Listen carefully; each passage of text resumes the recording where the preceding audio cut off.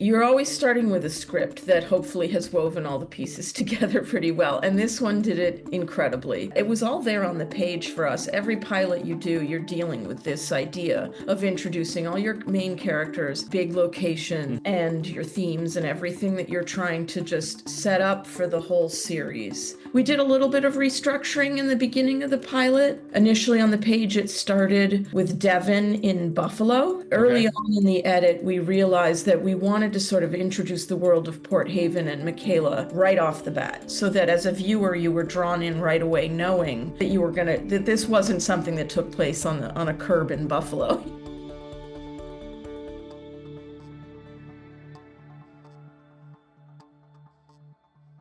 Hi, I am Chad Anderson, one of the hosts of Filmmaker U. At Filmmaker U, we create courses for film professionals to deepen and diversify their skill set.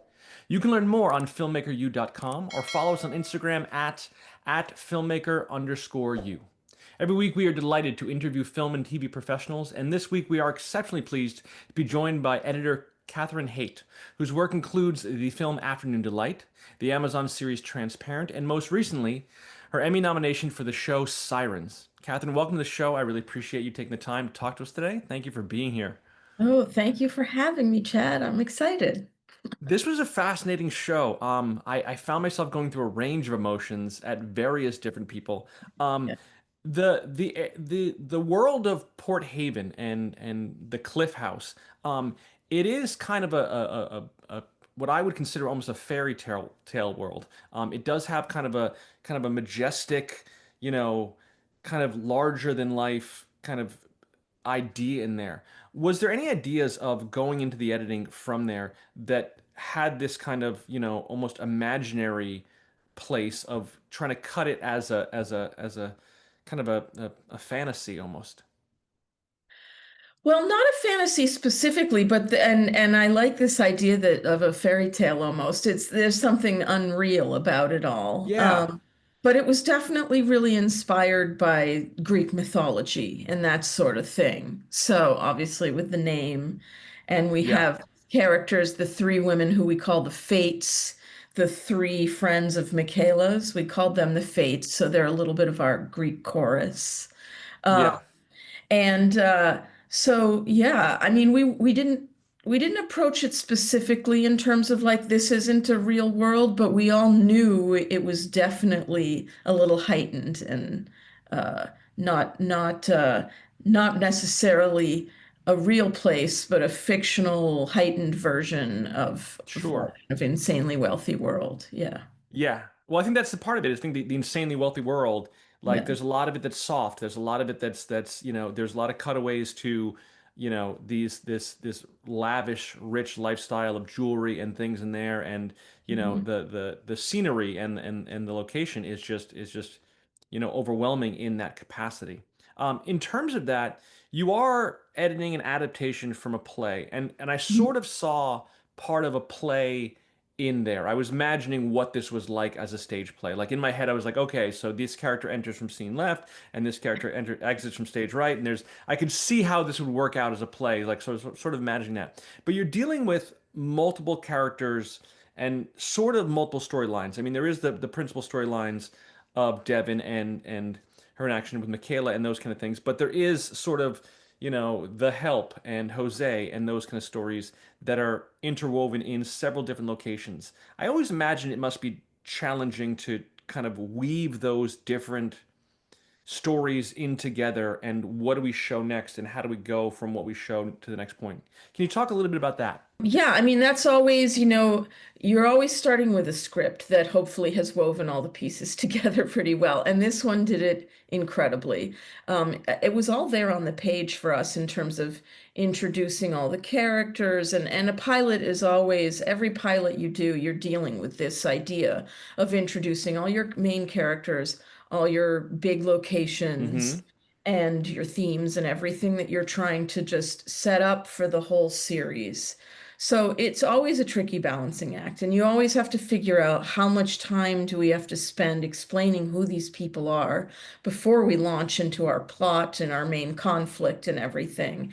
And so you always spend a lot of time, and we did on this one, especially figuring out, especially Act One, in terms of how much time do we Mm-hmm. need with every character to establish them. How long can we wait before we introduce a character? Um, yeah, and so, but the script was really, really great, and so that gave us such an amazing jumping off point. We did a little bit of restructuring in the beginning of the pilot. Initially on the page, it started with Devon in Buffalo, is where we first started. But early Okay. on in the edit, we realized that we wanted to sort of introduce the world of Port Haven and Michaela right off the bat, so that as a viewer, you were drawn in right away, knowing that that this wasn't something that took place on a curb in Buffalo. It wasn't some Yeah, yeah, yeah. pretty dark story. I mean, there's darkness in it, of course, but that there is this beauty and this mystery and this intrigue and birds and beautiful Mhm. dresses and all kinds of stuff that's going to play out over the course of the whole thing. So, yeah, we did some restructuring, but yeah, you're always just trying to make sure you understand enough about who everyone is. And, our script really was just an incredible foundation for me to work from. I sort of got into VFX by accident. I always had a technical interest in photography and especially as it relates to movie making. There's something magical about the ability to believe something is happening when it isn't. So I went as a live action producer into a company called Bob Abel and Associates. Then I would have to, have a meeting about how do we do this effect that's in this commercial, and I never got the straight answer I was looking for.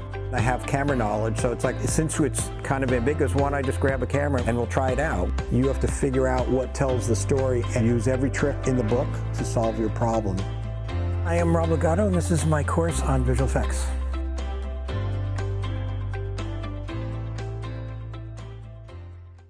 Yeah, I think that's interesting because when I first when I first watched the pilot, I remember seeing, Julianne Moore on the edge of the cliff and the dream sequence and the this that, and I went, is this a horror series? Like I didn't know like I was waiting to Right. find out like this is some kind of, mystical fantasy horror something, and it was very, mysterious in that capacity. And then we go to Devon in Buffalo, and then I'm like, wait a minute, okay, this is a regular, like it was all like it was surprising in several different Yeah. places of where the story was going to go. Yeah. Um, but in terms of that, yeah, I think that coming from these different characters, it always is a wrestling match of, are we covering too much of this one little nugget of the story, and we have to go over here to cover this other part of the story, and you weave that extremely well. It's pretty impressive. Thank you. Yeah, I mean, you always, you go through stages of the editing process where you take out too much and then it Hmm. doesn't make any sense and you don't actually have enough information about each of your characters because you're always trying to pull out as much as you can. And then there's the process of, okay, how much do we have to add back? And I find on every project, and this one was no different, that you spend a lot of time figuring that balance out. But that's the trick with any pilot. With this pilot, this work being so close to the creator, Molly Metzler, um, in terms of that, did you feel like or let me ask a question, how much freedom did you think you had to say that despite the script, this might not be working or that might not be working, or it'd be better if we structured this? You talked about the introduction of Port Haven before going to Devon, and going to Buffalo, but were there opportunities for you to say, hey, I think it might be a better idea if we deviate from the script and go to here? A lot of directors are very kind of, tightly held to their script, and then some allow for more freedom to just kind of let the editor do what they want. Yeah, I mean, I had never worked with Molly before, and or with Nicole Cassell, who was our director for the first two episodes, and she was a producing director, so she was on over the course of the whole show. Um, so initially, right off the bat, I didn't already have a rapport with them. So generally speaking, my editor's cut was in the structure, my first assembly of the script, which was great. Um, but then it became a wonderful collaboration between all three of us, with Molly, of course, being the leader of the team. She had the final say on everything. And I was given a lot of leeway and a lot of encouragement to, of course, my opinions were very welcome, and I was definitely part of the team. And yeah, there were many times when my opinion was different from others, and we always tried and experimented. And if I had an idea, I would try it. And But it was a constant collaboration between all of us to really hone it in and get the structure that made sense. But yeah, my ideas were welcome and encouraged, which was great. It's always wonderful when you're working with really collaborative people. Looking at this series, I kept wrestling with, and it was almost, frustrating, but not in a bad way, but frustrating because I, I I'm a traditionalist, and I like having someone to root for. Um, Yeah, I don't know who to root for. No one is. I feel like no one is truly bad. And I kept, I had notes and I was like, who's the villain in this series? And at first yeah, it's Kiki. Kiki is definitely the villain. right. But maybe it might be Devin. It might be Devin might be the villain because she causes chaos where she shows up and she mouths off in a way that frustrates other people and ruins gala events apparently. But then it might be Mr. Kells, it might be Yeah, Peter. And so as we go through any one of these episodes, um, I find, you feel for somebody and then I'm gonna blame you. You immediately ruin it by making me not like them, and then a moment later make me like them again. Was there a directive to like kind of play this idea of these people are fallible and they're not, archetypally bad? absolutely. And we intentionally wanted to sort of play with viewers' expectations of what a villain is or looks like. Molly's talked a lot about the myth of the sirens being the cause of sailors throwing their ships against the rocks, and she sort of thought about like, well, what do they have to say? Like, what are these women who are trapped on an island? What's their take on this? Because they're just blamed for this men's behavior, you know? Yeah. What would they have to say about it? And so, historically, they're sort of perceived as the villains in that they caused this boat crash, but what's their take? And so we were definitely playing a lot with that, with this idea of, yeah, you think Michaela is the villain right off the bat, but by the end of the series, you have so much sympathy for her and you realize that she doesn't have the power we thought that she did off the bat, that she's a lot more vulnerable. And then the flip side with Simone, it's sort of a reverse sort of Hmm. trajectory where she's one of our protagonists and or who someone who we think is good, but make ends up making some questionable choices. And yet, as a viewer, you may not agree with her choices. I know I don't agree with them, but I understand them. I understand why she makes the choices she does.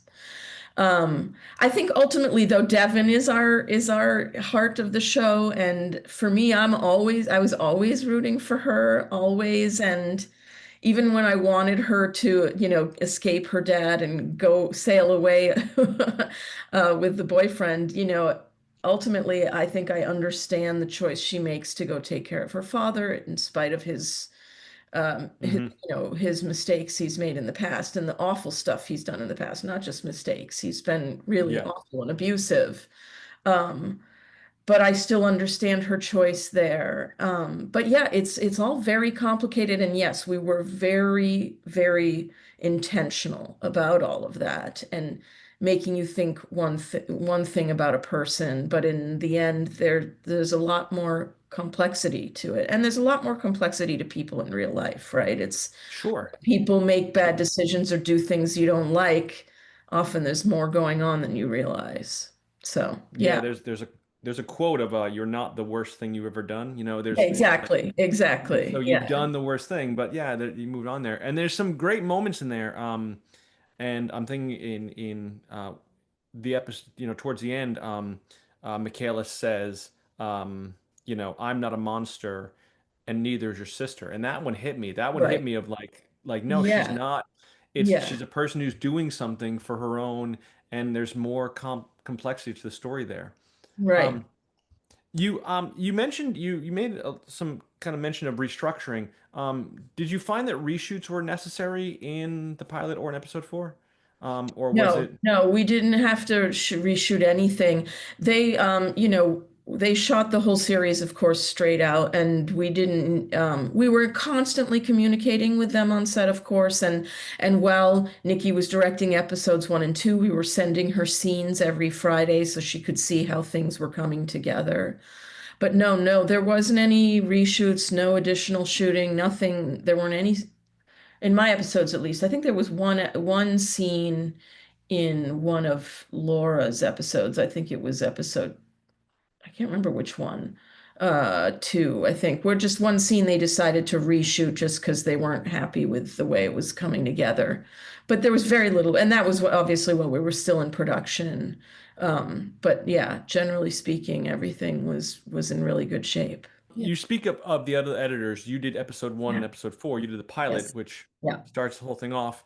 But in terms of there, I always think about in terms of passing off a project to another editor and then coming back to it. And oftentimes in series there are multiple editors who are editing episodes. How much coordination has to be involved between the 3, 4 of you who edited episodes to make sure that Yeah. you're following the story from one editor to the next, and you're making sure that we're maintaining the tone and those kind of things, and you kind of started the ball rolling, and now someone has to kick it down the field a little bit further.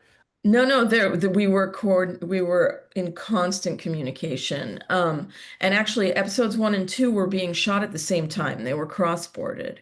So Laura Zempel, who cut episode 2, and I were working really closely. We were in an office together, which we were both very happy about. I'm tired of working remotely. I much prefer to be in person, and especially for stuff like this, you can really hash things out in person the way you can't on a Zoom necessarily, and you're just things come up over lunch, that just it's just a much more creative, free-flowing environment when Yeah. you're in person. But yeah, so we were like I mentioned, we were sending Nikki scenes every Friday. So every Thursday we would sit down, me and Laura and my assistant editor Lily Wild and her assistant Jen Bryson, who got a co-edit on episode 5. Um, Hmm. the four of us would sit down and watch the week's scenes together for both episodes and just really hash it out and yeah, we were just really trying to make sure we were on the same page, that we saw things the same way, that everything was cohesive. And it was also really rewarding and fun too, to just because there's so much meaty stuff to discuss with Sirens, that we were Yeah, yeah. constantly talking about, like, what are the characters thinking here? Why is she doing Hmm. that? So it was a lot of talking and communicating. And then when Isaac came in on episode 3, he, of course, had watched our cuts of 1 and 2, and he's actually Laura's partner. So he had been really up to speed on everything already because she would go home at night and talk to him about everything. So he folded in very easily, and we were a really great team, all of us. We just, yeah, constantly watching each other's stuff and constantly talking about the show and the characters and how we were putting it together. And yeah. Probably one of the smartest things I've ever done for my career. He gave me all the tools that I needed to be able to jump into a new career. Getting myself into a mindset, thinking like an editor, and being around people that I can talk to on that level was really invaluable to me. A lot of the things that I learned from that class, I still think about. I loved the classroom. I loved the computer stations. We built a sense of community. And it also instills a lot of confidence in you to take that and go out into the world. After I took the class, I felt very prepared to take the next step. I owe Manhattan Workshop the career that I have right now. Things have been going great, and I really have the Manhattan Workshop to thank for that. We talked a little bit about this in some ideas, I think, earlier, but I'm always fascinated by the idea of tone of a show that comes from the creator, comes from the showrunner, and comes from the director, and comes from an overall thing. That if everyone from lighting and set design and cinematography and editing, of course, is involved in the same, message, despite, the technical aspects of the editing, going into it with an idea of this is what we want the viewer to feel, or this is what we want it to feel like, or this is what we want it to look like, and that all leading to the same direction of all these different crew people are there. What was, do you think, the tone of this show? Like, what emotion were we trying to evoke for the viewer or for the creators? Yeah, it's hard to pinpoint the tone of Sirens because it's so unique, and it's kind of its own thing. Um, Although recently I did we there was a screening of All About Eve, and we did a Mm, Q&A afterwards that was sort of comparing All About Eve with Sirens, and we were like, here it is. Here's finally a bit of a comp, obviously in terms of the plot, but also like I think our show is a real combination of course, drama, but lots of comedy, and it's almost high camp in some ways, which, I think we embraced and we knew that that was part of it. Um, but in the end, I think it's its own unique tone. We really struggled to come up with an example of another show that felt the same. It has hmm elements of other shows. It definitely has an element of mystery too. There's a lot of like, dead body shows right now that are mysteries set in in wealthy communities as well. So there were things about it that felt like White Lotus, that felt like The Perfect Couple, those kinds of shows. But this was funny. And Yeah. ultimately, in the end, I mean, I will spoil this, there's no dead body, right? So it's not the same kind of thing. And we're talking about, I think, different things in the end. So it was yeah, it would be tough for me to say that we could pinpoint what our tone was. It's very much hmm Sirens. It's kind of its own thing. That's very funny. There were some points I laughed out loud. Absolutely. Oh I yeah. was on the train watching on my laptop, and I was laughing. Um, it's funny the way you say it, because in terms of the camp, I Hmm. did feel like, and that was the thought that made me feel like a stage play. Like I felt like I was watching characters running in and ruining things for each other, while other things, there was kind of a keystone kind of idea of Yeah. that. There was little, yeah, I could see the little bit camp in there, and then there's some really Yeah. touching moments between Absolutely. Yeah. there. You use the word mystery, and Hmm. I was having a conversation unrelated to this show with my son the other night. We play a game sometimes. We try to guess the movie, and Okay. we were playing 20 questions basically, and he was trying to guess a movie. And he asked the question, is it a mystery? Is the movie a mystery? And what I thought to myself is that all movies are somewhat of a mystery, and all TV shows are somewhat of a mystery. I mean, like, clearly there's a clear case of mysteries, but there is, you don't know things, and there's things that are going to be revealed later, and there are mysterious elements, and that's the plot unfolding, and that's kind of there. Yeah. For a show like this, was there a challenge to not reveal too much of what was going to happen? You do a really good job of subtly hinting at things, but not handing everything over with a bunch of exposition that just kind of, you're kind of, I spend the time, going to an episode being like, well, I finished watching this episode.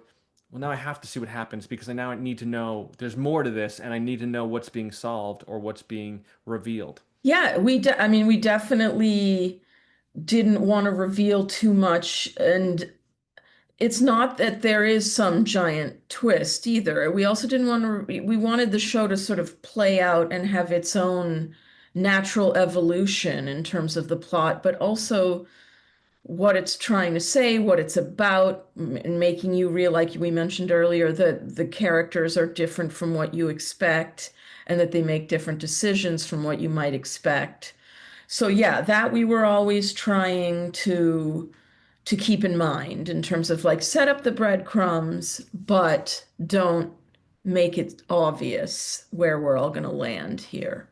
For a show like this, I for me personally, I teach at a college, a small college, and I have a lot of female women editing students. And I've had students come up to me. It's unfortunately male dominated, but I've had women come up to me and say, you know, un sadly, they said, I don't, are there such thing as women film editors, and are there women TV Yeah. editors? And I was like, of course there are, of course there are. Yeah. And they were kind of, oblivious to it, because they see so much of a male dominated field, and because Mhm. it's oftentimes a tech field, and people make, assumptions about that. This is a show, female creator, female showrunner, female producer. um, female directors, Yeah. and um, three or four of those are female editors. Yeah. Is it important to you or is it exciting for you to have the opportunity to work on a show that is that driven by women? 100%. I mean, it's what drew me to it, and it's what draws me to a lot of the stuff I work on. I've worked with so many female and non-binary directors, Hmm. more so than men in the actually, because I've made a lot of really intentional choices for working on projects like Transparent. Um, Hmm. I cut the pilot for Girls. Um, and Sirens, yeah, it only made sense for me. I read the script. I knew who Molly was from her previous work, as well as Nikki, our director, and was impressed with what they'd done. But yes, I'm very, very, very interested in working on stories about women made by women. And I'm always so excited to be part of that kind of team. And this was obviously no exception. It was fantastic. Yeah, all our directors were women. Um, and yeah, I mean, tell your students that there are a lot of us, that there are actually Yeah. a lot of women who are editors, and in post-production, a lot of female assistant editors. And there's a wonderful, wonderful community. There's a Slack group that is for Yeah. women in post that we're all chiming in on all the time. I run a meetup for women in editorial. So if any of your students find themselves in LA, tell them to look me up, and they can come to that meetup, which is wonderful. So we help each other out a lot. We're a really strong community, and really supportive and wonderful. And there's a long history of women editors too.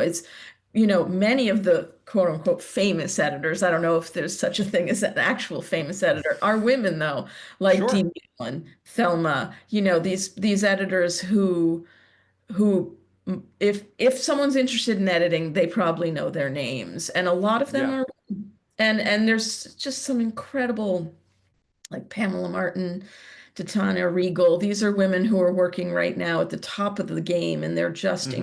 incredible and really kind, generous people. So yeah, tell them, yeah, there may be more men, but don't let that stop you. It's an incredibly rewarding, wonderful role on any project, being an editor.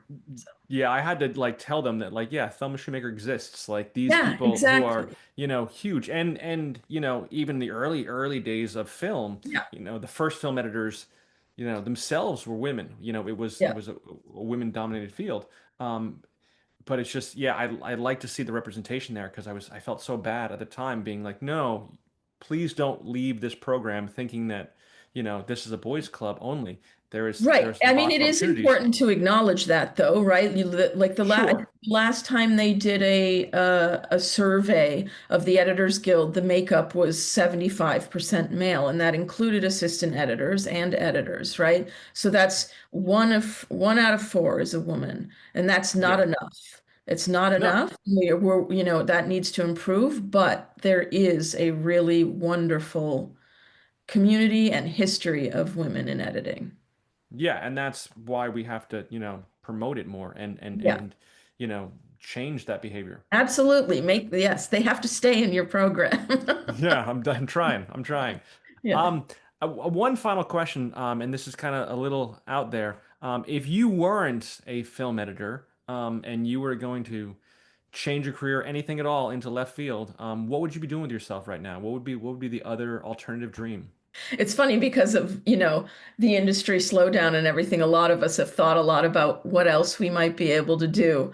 I haven't come up with like a realistic answer to it, but I think that if I was 20 again and starting over, I might, even though I don't have a ton of talent, I would love to be a musician. I love music, Hmm. like, um, it would be, some fantasy of mine to be like the lead singer in a rock band. Yeah. So that's But my alternate life, though. but I think that's part of the best part of it is that, having I think a good artist and a good creator has other interests. I think they have other interests. You know, Yeah, it's yeah. not just, it's not, you know, I see people who are very technical and have the, you know, ability to do the technical work on a piece of software, whatever it may be, Avid or Premiere or whatever. But, you know, having a personality that has, you know, a varying degree of interests Oh, really yeah. makes you who you are, you know, And as it a informs creative. the work so much. You know, you have to Yeah. get inspired by other things, by what you see in museums or music you hear or a play Mm-hmm. you bring it all with you when you do the work. Yeah. Well, thank you so much for taking the time to talk to us today, Catherine. Oh, thanks Catherine so much Haight, for having me. Emmy-nominated editor of Sirens. Again, my name is Chad Anderson. You can learn more about us on filmmakeru.com or check us out on Instagram at filmmaker_you. Again, Catherine, thank you so much. And thank you all for watching. We'll see you in a future episode.